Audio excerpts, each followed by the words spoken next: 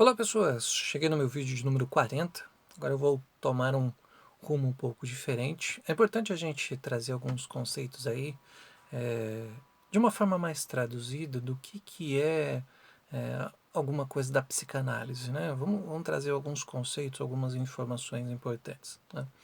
E uma coisa que também é um tanto quanto clichê hoje em dia é assim: lide com as suas frustrações, né? Encare as suas frustrações. E por que isso acontece? Por que de fato a gente tem que lidar com as frustrações, né? Na psicanálise a gente tem os tipos de adoecimentos neuróticos, né? Esse é um texto de Freud e ele fala sobre isso, né? E um dos pontos lá é a frustração. Por que a gente tem que lidar com elas? A gente tem que aprender a confrontar as nossas frustrações, dar vazão para essa frustração. Bom, vamos lá. Esse é um adoecimento que acontece por conta do fator externo, ou seja, um objeto, né, na realidade do mundo real que deixou de existir. Então, quando deixa de existir, aparece agora uma neurose. E essa neurose, ela é de cunho imaginário, ou seja, nós tínhamos a imagem, o objeto, e ele foi retirado, ele foi assim, reprimido da nossa realidade, né? Então, de certa forma, nós conectaríamos o seguinte: uma pessoa que não está neurótica, ela está saudável e ela está feliz, né? Sempre fazemos essa relação. Uma pessoa que estaria infeliz, então é uma pessoa que tem neuroses. Ela está passando por esse momento neurótico, por esse adoecimento neurótico. E aí, o que acontece? Quando nós não temos um objeto, nós temos uma tendência a substituir esse objeto para buscar a mesma satisfação. Então é aí que tem uma questão importante, né? O substituir. Nossa mente ela vai buscar essa substituição. Por quê? Porque ela adoece por conta dessa abstinência, dessa falta do objeto, né? Dessa restrição à satisfação que o objeto trazia, né? Então a frustração ela tem de fato um efeito patogênico, ou seja, um efeito de causar doenças, questões somáticas. Por isso o tema adoecimento neurótico, né? Tipo de adoecimento neurótico. E esse efeito patogênico é justamente pela repressão da libido, ou seja, esse represamento da libido, né? Aquilo que ficou guardado, a libido não tem mais aquela satisfação por conta do objeto que não existe mais. E o que seria a libido de fato? A libido é uma pulsão de vida, é aquilo que nos impulsiona, nos mantém vivos, nos traz aquela satisfação porque aquele objeto existe. Então nós gostamos de ver aquele objeto, como por exemplo uma pessoa, como por exemplo uma comida, um objeto da nossa casa. Então a gente vê aquela imagem e trabalha aquela imagem. Enquanto aquela imagem não falta, a frustração também não existe e nós temos um certo prazer ao conviver com esse objeto, né? E, e aí, quando esse objeto falta, né, quando há esse represamento da libido, também acontece uma tensão, né? E aí, baseado nessa tensão, a nossa mente ela vai tomar alguns caminhos, né? Vai tomar algumas alternativas, vai ter algumas alternativas para tentar contornar esse objeto que falta, que aumentou a tensão. A primeira delas são questionamentos, né? Quanto tempo, né, a pessoa vai aguentar essa tensão? Quanto tempo a pessoa vai suportar essa tensão até ela ceder de fato? Né? Como, por exemplo, alguém que tenta fazer dieta, mas ela não consegue. Chega um momento ali que ela não consegue ficar sem aquele alimento, não consegue ficar sem açúcar, não consegue ficar sem aquele alimento gorduroso. Né? Ela cede, né, porque aquilo estava causando tensão. E qual é o caminho que a pessoa vai tomar? Qual é a alternativa que ela vai ter para poder dar vazão a essa libido? Né? Então nós temos a relação que é assim: quanto maior o prazer, menor é a tensão. Né? E a tensão que está ligada a esse adoecimento pela falta do objeto. E, do contrário também, quanto menor o prazer, maior a tensão. Por isso que o prazer ele está ligado a essa pulsão de vida. Quanto maior o prazer, mais nós nos sentimos bem, porque nós temos o objeto que nós queremos, né? E aí, então, quando a gente fala dessa tensão, nós também lidamos com dois caminhos, duas alternativas. Primeiro, é transformar essa tensão em uma energia ativa, ou seja, nós vamos usar essa tensão para outra coisa, para que nós possamos ter aí uma satisfação.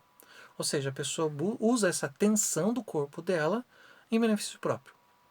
Como, por exemplo, lutadores de MMA, que eles ficam tensos antes da luta para ter o objeto que é o cinturão. Isso é trabalhado psiquicamente com seus treinadores e tudo mais. E uma outra coisa é renunciar à libido. Ou seja, eu não quero mais aquele objeto mesmo, mas esse não querer não é simples assim. Acontece uma sublimação. Né? Ou seja, uma forma diferente de buscar uma satisfação, um contorno, tento contornar a situação para buscar a mesma satisfação. Né?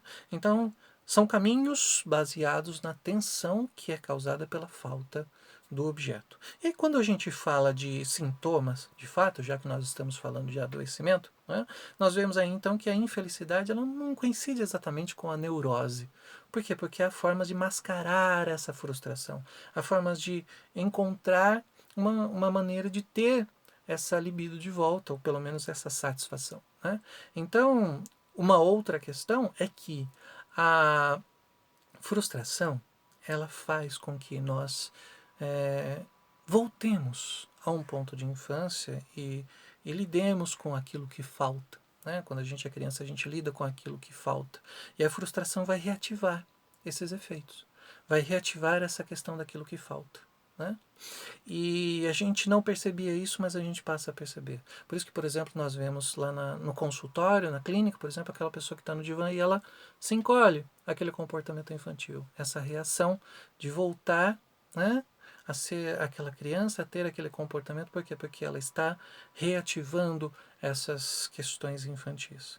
E também há um afastamento da realidade. Ou seja, a pessoa ela se afasta da realidade e passa a fantasiar aquele objeto. Uma tentativa também de suprir essa libido, né? de não represar mais essa libido, ou seja, formar desejo, ter o desejo, assim como quando ela era criança, que tinha o desejo de ter aquele objeto que faltava, aquele peito que faltava, aquela pessoa que faltava. Né? Então, passa a ter aí uma necessidade de fantasiar, de realmente buscar na mente imagens e formas, né? Não do imaginário, mas assim, fantasias para que tenha-se uma forma de ter a libido de volta. Né? Por quê? Porque a nossa mente não diferencia o que é de fato a realidade da fantasia. A nossa mente vai experimentar aquela experiência, né? Ela vai viver aquela experiência para ter a libido de volta. Só que, por outro lado, nós temos o conflito, porque nós temos essa percepção da realidade. Nós estamos na realidade. Por mais que nós retornemos, por mais que ocorra essa regressão e essa busca do material infantil, há também a percepção de que nós estamos na realidade, o nosso momento. E aí, a partir disso, esse confronto entre a fantasia e a realidade, há também uma necessidade de canalizar essa libido. Né? Uma necessidade de usufruir dessa libido. O que é o sintoma? O sintoma, na verdade, ele é um gozar desse sofrimento. É dar uma vazão para esse sofrimento, né? Para que se satisfaça. De alguma maneira haja uma satisfação, mesmo sem saber porquê. Então nós estamos lidando aí com aquilo que é fantasioso, né? A possibilidade ou melhor, a impossibilidade de ter esse objeto, ou seja, do real, aquilo que é intangível, e quando nós temos esse conflito, nós temos o sintoma, algo somático. Por quê? Porque é uma tentativa de substituir o objeto que nos falta. Por isso que é muito importante a gente lidar com as nossas frustrações. Lidando com as frustrações, nós conseguimos dar outra vazão, nós conseguimos ressignificar algo, nós conseguimos lidar com algo que nos frustra, para que nós não tenhamos essas canalizações, né, esses caminhos de busca de libido através do sintoma. Então, nós saímos do fantasioso, nós percebemos que aquilo não é mais atingível e lidamos com isso, né? Para que não se torne um sintoma no nosso corpo. Por isso que é muito importante lidar com frustrações. E aí, como é que você tem lidado com a sua frustração? Fica a dica. Um abraço.